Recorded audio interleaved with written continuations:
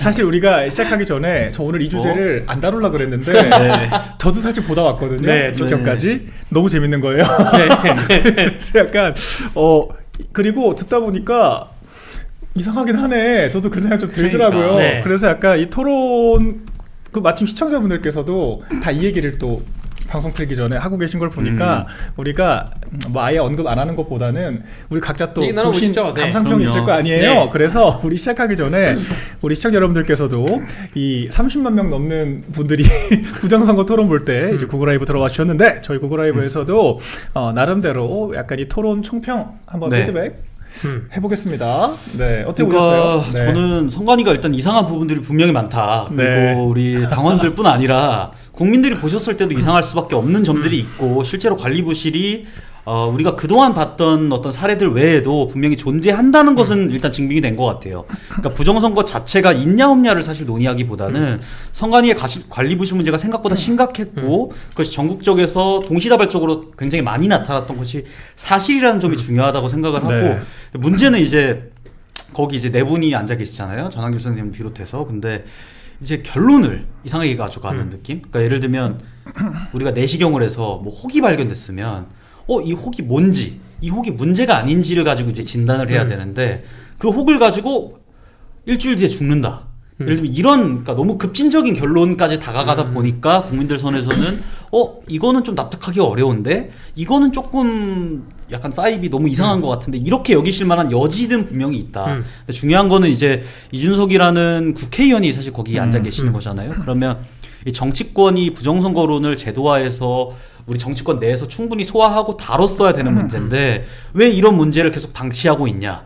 왜 이런 문제에 대해서 어떻게 해결할 거냐 이런 것들을 물어봐야 되는데 그게 아니라 결론을 오히려 이준석 대표에게 설파하는 식으로 가다 보니까 조금 어려운 싸움이 되고 있지 않나. 누구의 편을 드는 건 아니고 저는 그렇게 봅니다. 네, 변호사님 어떻게 보셨나요? 저는 이제 박주현 변호사님이 제시한 자료가 굉장히 흥미로웠습니다.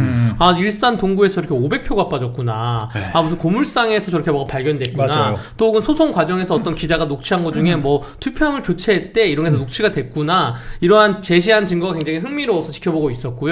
근데 그것이 이제 결과인데 그럼 이게 부정선거냐 아니냐 혹은 이 어떠한 행위에 대해서 결과가 나오는 것에 대해서 누가 언제 어디서 지시했는지 증거를 대다라는 게 그게 이준석 대표의 입장인 건데 그 입장에 대해서 이영돈 PD님은 중국에서 아마 무슨 투표용지가 왔을 거다라고 얘기하는데 과정에 대한 증거가 있냐 그건 없다는 것이고 그 김미영 대표께서는 하는 말이 양정철 또 혹은 뭐 윤호중 지금 행안부 장관 그 고인이 된 이해찬 전 대표 등등의 5명의 카르텔이 있고 이 카르텔이 굉장히 광범위하다. 그래서 이거 너무나 광범위하고 근데 그래서 이준석 대표는 하나하나에 대해서 다 증빙을 해봐라는데 증거는 못 된다라는 건데 결국 저는 그렇게 생각합니다. 그 대법원 판결에 힘입어가지고 이준석 대표는 얘기를 하고 있잖아요. 대법원 판결이 사실관계가 어떻게 됐죠? 판단이 어떻게 됐죠? 근데 거기에 대해서는 이 부정선거 사인분께서 이렇게 받아치셨어야 돼요. 저도 변호사고 판사님의 판결을 굉장히 신뢰하고 또 보수의 가치는 사법 불복은 하지 않습니다. 그렇죠. 그런데 법치 존중이죠. 사법 존중입니다. 근데 역사적으로 봤을 때 재심을 했던 사건들을 보면 그게 다 국가의 횡포나 뭐 경찰 검찰의 조작으로 인해서 영화 재심도 그런 거예요. 영화 재심이 2000년대 이후에 있었던 일입니다. 그때 경찰의 조작으로 그러니까 그런 일이 있었는데 대법원 판결이라고 완전 무결할 수 없는 거다라고 받아쳐야 된다고 저는 보여지고요.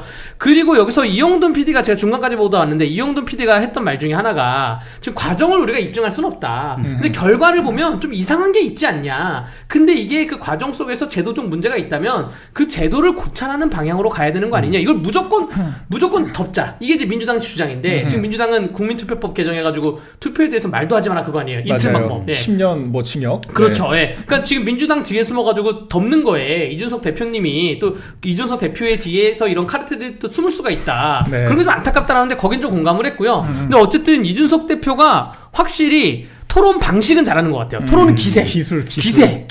증거 있어요? 일단 4명의 의견 똑같아요? 이 사람은 중국이라고 그러고 이 사람은 누구라고 하는데 똑같아요? 맞춰오셔야죠.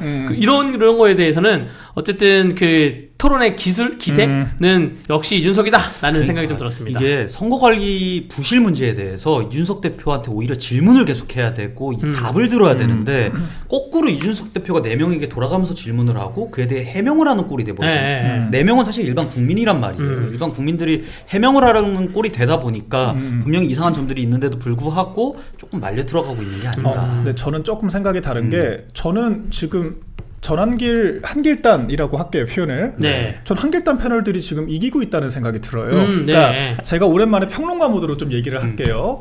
사실 토론을 하는 이유는요.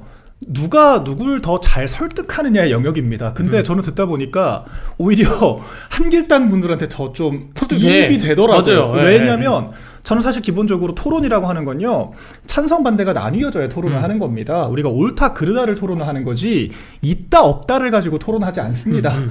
신이 있냐 없냐를 가지고 토론할 수 있나요? 그건 할 수 없습니다. 입증, 검증 둘 다 불가능하기 때문에. 그래서 부정선거론을 토론한다는 것 자체가 저는 성립하지 않는다고 애초에 말을 했고 오늘 토론에도 그런 구조적인 한계들이 있었어요. 이를테면 뭐냐면 일단 데피니션입니다. 네. 정의. 부정선거가 뭐냐라고 했을 때 사실 이 토론이 왜 어렵냐면 부정선거 주장하시는 지금 측에서는 성관위에 의해서 성관위가 아니라 이제 모종의 사람들에 의해서 누군지 특정은 못하는데 조직적으로 그리고 조작을 통해서 특정인을 당선시키려고 했다. 이 지금 명제를 가지고 가는 거예요. 근데 이 전제는 입증하기가 굉장히 어렵습니다. 그러니까 그냥 포괄적으로 중국이 개입하고 있다. 이를테면은 뭐 여론 조작, 뭐 댓글 조작, 뭐 특정인에 대한 뭐 금전적인 지원 이런 것들은 뭐 이제 드러날 수가 있는데 성관위가 그랬다.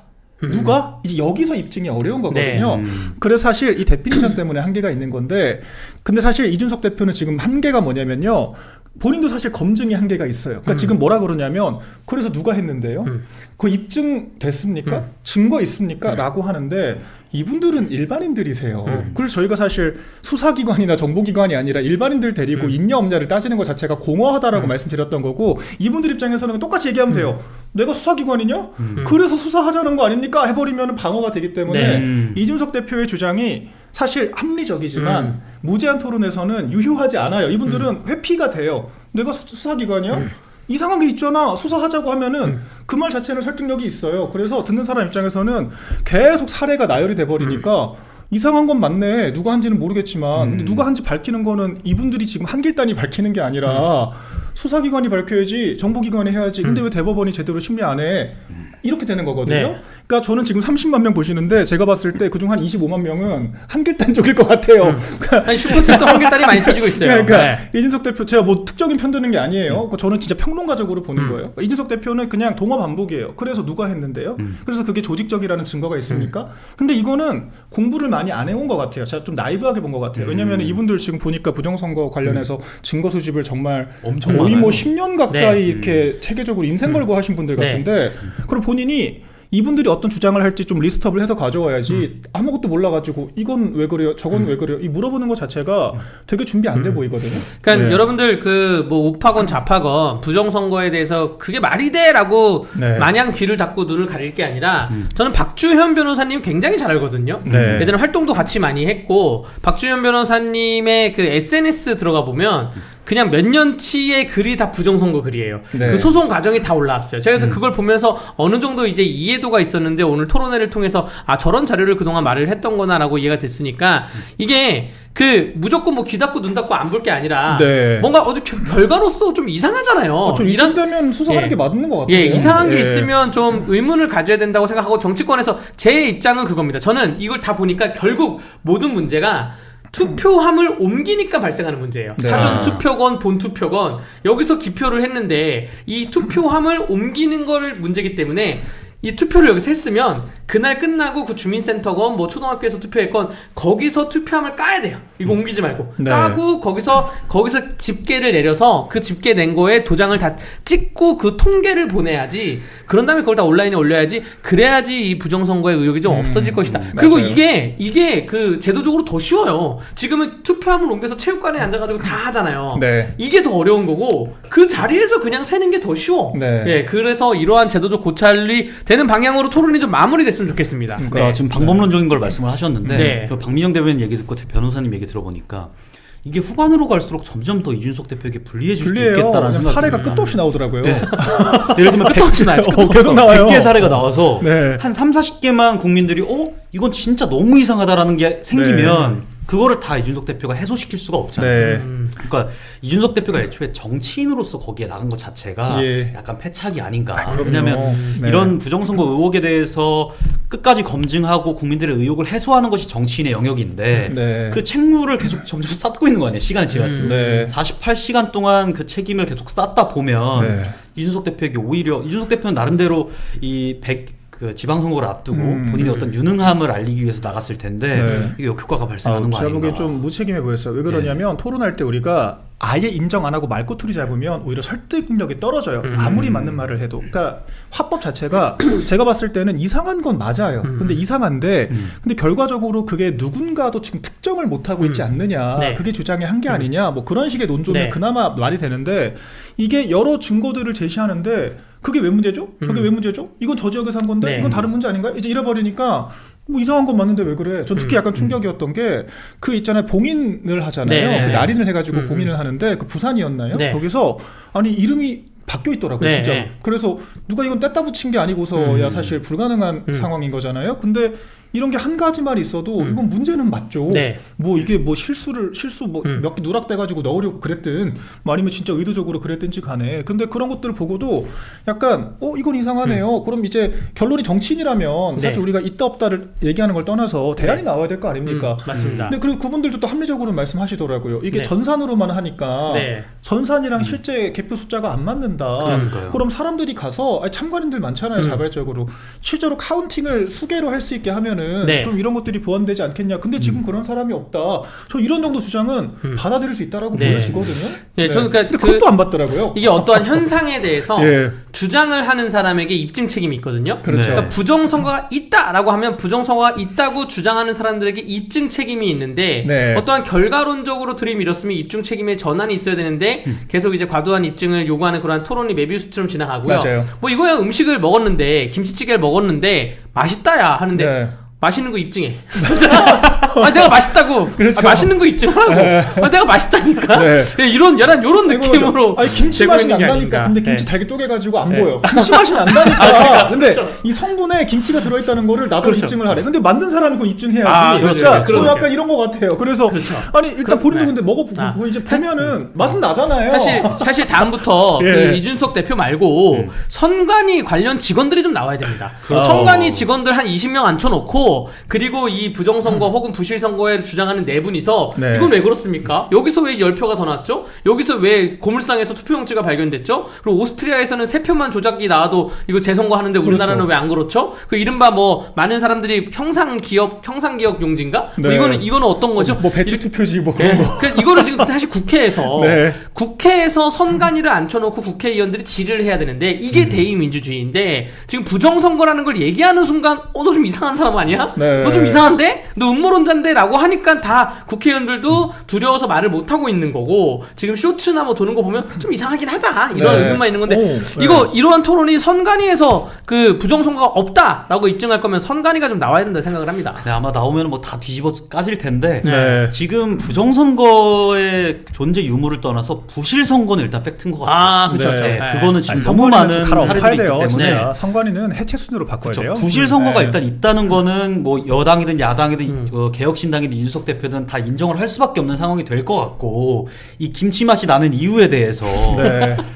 정치인들이 밝혀야 되는 거죠. 뭐 그렇죠. 김치를 넣은 언론적으로 건지, 뭐 얘기하고 첨가물을 예, 넣은 그렇죠. 건지. 그렇죠. 김치 향을 넣은 건지 이게 김치 알러지가 있는 사람들이 예. 이거 김치 맛이 나는데 어떻게 된 거냐 하고 아. 식당 주인을 비롯해서 알바들한테 물어보면 정치인들이 사실 그 알바란 말이에요. 그렇죠. 이거 김치 맛이 나는 게 아닌데 고객님 증거 대세요. 김치 들어갔죠. 네. 이런 꼴밖에 안 되고 있잖아요. 그러니까 그래서 정치인이 그렇죠. 더 불리한 그러니까 거 같아요. 알러지 반응이 계속 올라오면은 네. 막 두 번 세 번 방문했는데 맛있어가지고 왔는데 알러지는 계속 올라와요. 그렇죠. 그러면은 본인이 규명은 안 해주더라도 그럼 알러지 안 나게 개선은 해야죠. 그렇죠. 뭐 레시피를 바꾸든지 재료를 바꾸든지. 네. 근데 지금 그런 조치도 안 하겠다고 하니까 문제인 것 같고 제가 봤을 때 이준석 대표가 좀 실패한 것 같아요. 오늘 실패한 토론인 게 무슨 부정선거 척결하고 무슨 뭐 부정선거가 얼마나 근거가 없나 입증하겠다고 지금 나왔는데 제가 봤을 때는 오히려 더 저도 사실 이 얘기를 좀 회피하다가 네.